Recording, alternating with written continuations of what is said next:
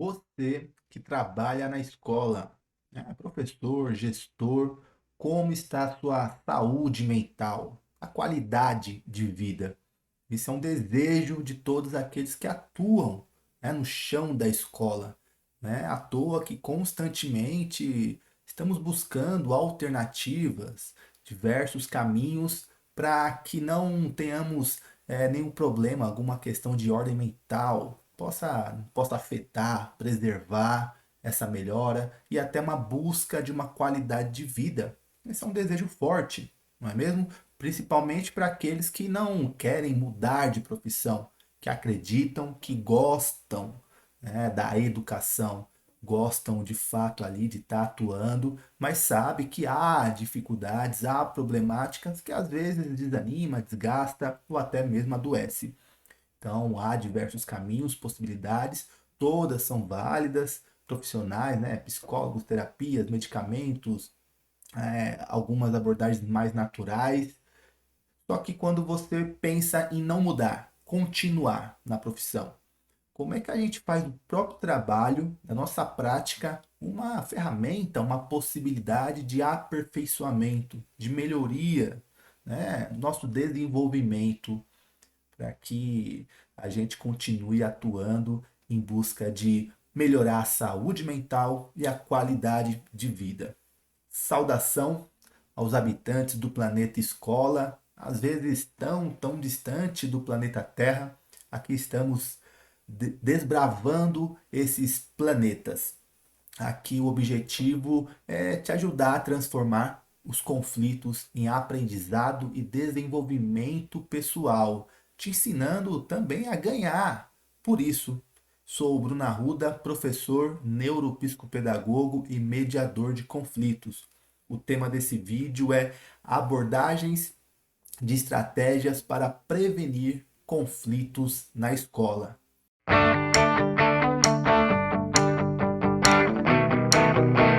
Então, esse tema é abordagens de estratégias para prevenir conflitos na escola. Trata-se da gente construir relacionamentos, estabelecer relacionamentos positivos e respeitosos. É a base, é o primeiro movimento que a gente precisa consolidar. Sem isso, não se estrutura vínculos sólidos e confiança. É preciso ter confiança entre os diversos segmentos do ambiente escolar. Imagina profissionais que não confiam uns nos outros, né, nos outros colegas, não confiam na gestão, alunos que não confiam nos professores ou vice-versa, as famílias. Então, a confiança ela é a base, ela é a base para que a gente consiga construir aí relacionamentos positivos e respeitosos, que já é aí uma prevenção total, uma abordagem, uma estratégia de prevenção total dos conflitos, porque a partir do momento que essa confiança ela é fortificada, sem dúvida, as pessoas se sentem mais à vontade e sentem ali confiável, né, para trazer uma questão, para compartilhar, e quando isso ocorre, muitas situações já são amenizadas. Então, observa que é uma abordagem de uma estratégia até mesmo, né, simples, for pensar, não são muitos mecanismos, mas estabelecer, construir esse vínculo que é o processo. E como que isso vai ocorrendo? Como é que isso vai ocorrendo? Quando a gente incentiva, né? Quando a gente incentiva ativamente o diálogo aberto. Né? Então, quando o diálogo ele é de maneira aberta, clara, através de uma escutativa, ou então uma escutativa atenta, uma compreensão mútua. Esses são os elementos essenciais para que se fortaleça essa confiança, né? Para que tenha aí esses relacionamentos positivos e respeitosos. Então, isso é muito importante. Esses são os elementos essenciais: diálogo aberto, escuta ativa e compreensão mútua. Isso vai ajudar no ambiente acolhedor, inclusivo e, sem dúvida, também na construção de equipes, de grupos e, consequentemente, a construção e promoção de valores. porque isso vai perpassar, né? Vai perpassar por todo esse ambiente, esse contexto, e isso vai se estabelecendo e se fortalecendo. É claro que isso não elimina o conflito, mas ameniza, diminui bastante. E quando ocorre uma situação conflituosa, coisa do tipo, porque são relações interpessoais, né, a vida ali pulsa, na escola a vida pulsa, é energia, então conflitos sempre vão existir, mas quando a gente trabalha essas abordagens, essas estratégias, que de princípio momento parecem muito simples, falando, eu pensava aqui que era abordagem, eram técnicas super. Não, claro que existem abordagens técnicas mais específicas da mediação, mas aqui é uma prevenção, é uma prevenção. Mas como que a gente vai trabalhar esse diálogo aberto, essa confiança? Então, quando a gente consegue construir, estruturar esse ambiente, diminui bastante os conflitos e aquele quando ocorre, a gente tem um melhor desenvolvimento para poder intervir, mediar, para poder trabalhar para que não gere outras problemáticas, para que não gere outras, né, outras situações muito mais conflituosas. Então, esse tema trata sobre isso. Se a gente for pensar, que não é o tema, o que não é a proposta, o que está sendo apresentado, é não reconhecer o conflito, não reconhecer o conflito como algo inato, pertencente às relações humanas. Como é que eu vou prevenir aquilo que eu não aceito como natural? Algo que até mesmo mobiliza as pessoas, movimenta as pessoas para se aperfeiçoar, para poder refletir sobre o processo, retomar. Quando eu penso que o conflito apenas é do outro, né? Não faz parte também da minha ossada, desse conjunto.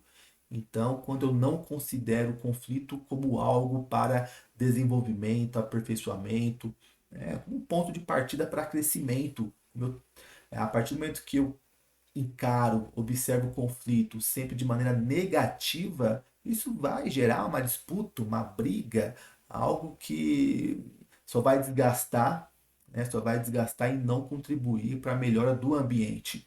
Então, conflito faz parte e, sem dúvida, é ele que desenvolve, né, todos os processos das relações interpessoais. Se a gente for pensar até na dinâmica da organização de desenvolvimento cerebral, se dá aí para as questões conflituosas, né? Os choques elétricos sinápticos, né? O desenvolvimento cognitivo, a zona de desenvolvimento proximal, então nas relações sociais, quando somos colocados à prova em situações, então tudo está relacionado a esse contexto, ao conflito de maneira para desenvolvimento. E diante disso temos um tema, uma grande oportunidade.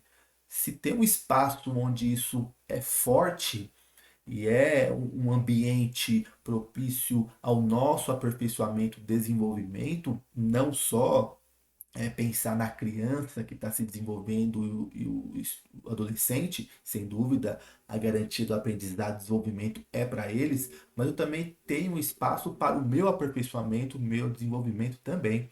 Então é uma grande oportunidade quando a gente trabalha esses temas. Aqui no caso, as abordagens de estratégias para prevenir conflitos. Então, é uma oportunidade que eu destaco como que esse tema vem sendo tratado sobre a saúde mental, a qualidade de vida. Retrato aqui, apresento o título de uma notícia do jornal da USP, que saiu em janeiro, 9 de janeiro, e diz o seguinte: condições de trabalho impactam a saúde mental de docentes. Isso não é de hoje, a gente tem acompanhado diversas notícias, pesquisas, a pandemia acentuou, pós-pandemia, mas o fato é que não dá, né, para a gente sempre retomar esse período pandêmico, sabendo que as transformações, as mudanças estão aí a cada vez mais sendo fortes, né, latentes, destacadas no dia a dia. Então precisamos também nos cuidar e como que esse ambiente deve também cuidar de todos, né, de todos. E essa notícia apresenta um livro onde vão retratar que as doenças mentais e comportamentais acometem mais os professores, os profissionais de educação, do que as doenças físicas, as questões físicas. Então, são fatores mais mentais e comportamentais que têm afetado os profissionais. Nessa notícia, o professor Rinaldo Votolini, professor da Faculdade de Educação da USP, professor psicanalista, ele vai apresentar aí duas questões, né, de duas ordens que vão é, relacionar esse problema aí que vai impactar a saúde mental dos docentes.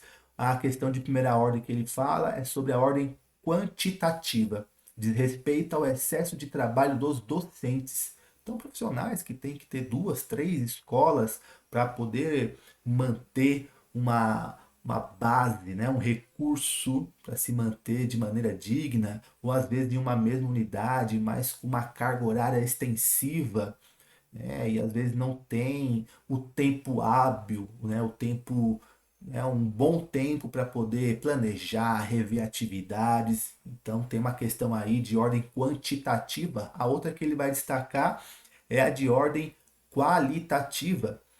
O outro fator, ele fala sobre que diz respeito à falta de realização desses docentes. Então, quando a gente vai encarar o trabalho unicamente como algo, como um recurso financeiro, aqui não se trata de trabalhar por amor. Trabalhar com amor. Por amor não, mas sim pela questão financeira, porque é assim pautada, né, a sociedade, né, a questão do dinheiro. Então tem sim a questão financeira. Mas quando isso é o único objetivo, perde-se a realização do trabalho, né, do fato, da prática educativa, pedagógica, desse fazer docente. Então, o profissional, né, se sente o docente, o professor, o gestor e os demais profissionais quando de fato executam o seu trabalho, realizam a sua atividade e tem essa realização. Ao final de uma aula, falar, poxa, hoje eu consegui. Hoje eu consegui explicar um conteúdo, hoje eu consegui fazer uma abordagem, uma estratégia, sem aqueles conflitos, né, que vão ocorrendo e incendiando ali aquele contexto, aquela sala de aula, ou situações externas, né? Então todo esse ambiente, esse conjunto coletivo vai, vai criando, né, os problemas do dia a dia que afetam, né, os problemas do dia a dia que afetam ali a sala de aula, sem dúvida, os outros espaços. Então, essa questão de ordem qualitativa tem aí uma busca pela realização profissional. Então, são dois fatores que ele destaca aí que acometem, impactam a saúde mental dos docentes. E há uma tendência de isso aumentar, né, devido até às transformações, questões aí que vem afetando, questões climáticas, de ordem de saúde, tecnologia.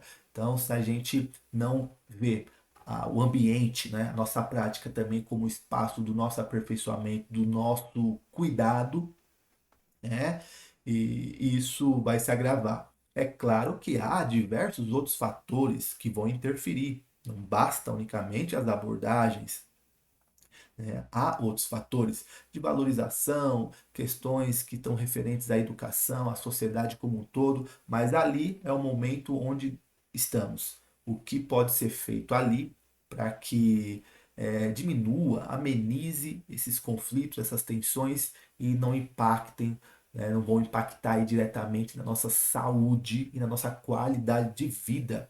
E diante disso, a gente acaba criando algumas objeções, alguns obstáculos para colocar isso em prática. Pode ser que um deles seja, não tenho dinheiro, não tenho dinheiro para fazer um curso, para fazer uma especialização sobre esse assunto. Não, não necessita, né? Não se trata disso. Hoje temos muitos materiais acessíveis, ótimos conteúdos que você pode, né, ter um primeiro contato, um primeiro acesso, não é nada extenso, porque nós temos o principal, que é o espaço, que é o ambiente, que é aquele local. É ali quando se coloca em prática que vamos refletindo, analisando, redimensionando dentro de um planejamento. É ali. Nós temos ali o laboratório, né, para nossa, para o nosso desenvolvimento também, garantia do direito das crianças, do seu aprendizado, do seu desenvolvimento, mas para o nosso também, porque ali é onde a gente fica a maior parte do tempo, às vezes até mais se comparar com a família, ficamos mais tempo na escola do que em casa com a família. Então ali precisa ser um local também do nosso aperfeiçoamento, um laboratório nesse sentido. Então não precisa de recursos financeiros. Né? Então não é questão de dinheiro. Então esse obstáculo, essa objeção, a gente precisa rever. A outra que às vezes a gente coloca, essa questão de conflitos, mediação, diálogos abertos, escutativo, isso é tudo modismo. Né? Alguns obstáculos, né? Pode surgir esse obstáculo, é um modismo na educação. Muitos aparecem, muitos vão embora, tudo moda, tudo moda. Não, não, porque estamos falando das relações interpessoais, estamos falando das relações humanas. E se há um local onde isso é forte, onde isso vibra, é na escola, é no chão da escola, é a energia ali pulsando, é a vida pulsando, é ali. Então, nunca, né, não é um modismo. Só vai ser um modismo se assim enxergarmos e tirar isso, né, tirar isso da realidade, porque é negar o conflito e continuar, né, continuar isso afetando, né, isso impactando a saúde, isso impactando as relações, o processo de ensino-aprendizagem. Né, mas não é um modismo porque trata-se das relações interpessoais. Então tá ligado ali, é forte na escola e sem dúvida, quando a gente pensa no processo histórico, uma educação para todos, essa garantia para todos, isso vai cada vez mais se ampliando e, é claro, necessitando também de mais investimento, de valorização. Quando isso cada vez mais vai se ampliando, essas relações vão ficando cada vez mais complexas. Então, se a gente não abordar por esse prisma, é mais um dificultador, é mais uma problemática para o nosso dia a dia e, sem dúvida, para a saúde de todos desse espaço. Quando a gente pensa, então, nesse tema, abordagens de estratégias para prevenir conflitos na escola, qual que é o jeito errado? Né? Qual que é o jeito errado a gente fazer isso? É seguir de maneira intuitiva, fazer isso de maneira intuitiva, essas abordagens de maneira natural, porque é bem provável que isso não vai dar um efeito, e não dando um efeito, a gente vai se negar a falar, aí vai pensar, né, e dizer, não falei, não deu certo, isso aí não serve para nada. Ou a pessoa vai desistir porque não vai ter um resultado e vai se frustrar, vai se frustrar e falar, desisto, não quero mais. Então não pode ser de maneira intuitiva, tem que ter, nem que seja o básico de primeiro momento, mas de compreender o que de fato é um diálogo aberto, uma escutativa, como é que eu exercito. Eu posso até saber teoricamente que eu já li, já ouvi falar sobre isso, mas o que é uma escutativa? Tu tem também ali procedimentos, é um exercício. Às vezes, de princípio, eu não consigo aplicar. Às vezes eu só quero falar, eu quero falar. Às vezes a pessoa está ali expressando algo, a minha mente está tão conturbada que eu estou pensando em outra coisa e não peguei o que a pessoa ali falou. Eu não estou vivenciando aquele momento para efetivar uma escutativa. Então, de fato, não é seguir de maneira intuitiva. Não é de maneira intuitiva. Isso seria um jeito errado. O contrário, um jeito certo é isso, é buscar essa fundamentação. Como não é nada extenso, mas é uma base, né? Tem uma base para que a prática vá se efetivando. Porque tem muita gente que tem o conhecimento teórico, né, desses conceitos, mas não tem a prática.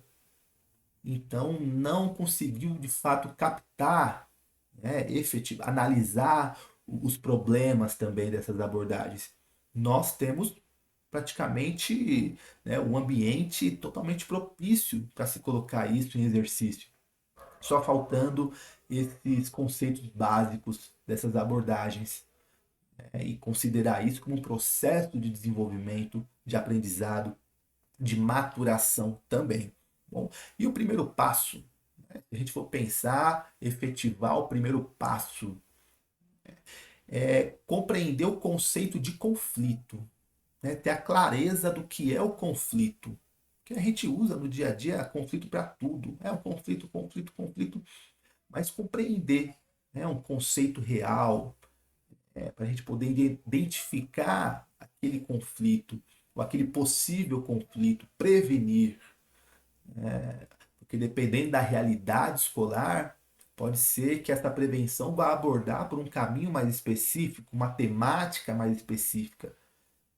Então, é importante ter essa clareza do que é o conflito. Assim como essa clareza do conflito, também é entender como que eu reajo diante dele, como é a minha reação diante do conflito, como é que eu encaro, qual é o meu entendimento sobre ele. Eu fujo do conflito, eu fujo dos conflitos, não só no ambiente escolar, mas também familiar, do meu dia a dia. E o que é esse conflito que assusta? Como é que a gente encara isso? Tem situações que as pessoas de fato não se sentem bem. Quando fala algo assim, um conflito, a pessoa já se afasta. E não dá, né? Não dá. Então tem essa percepção que é importante a gente ter essa clareza, o que é o conflito e como que eu reajo diante dele, entender a minha reação. Então esse é o primeiro passo, sem dúvida. Esse é o primeiro passo, ok? Então, esse tema é abordagens de estratégias para prevenir conflitos na escola. É um tema, uma oportunidade sem dúvida muito importante esse assunto para se repensar e colocar em prática essas abordagens de prevenção, ok? Se você gostou desse conteúdo, bom, se de alguma maneira te ajudou, peço que você curta, né, que você compartilhe, né, se inscreva, siga as redes sociais, vai estar as informações aqui para que isso possa chegar para mais pessoas e assim eu também produzir mais materiais, conteúdo e disponibilizar aqui nas plataformas, tá bom? Então, forte abraço e até o próximo vídeo.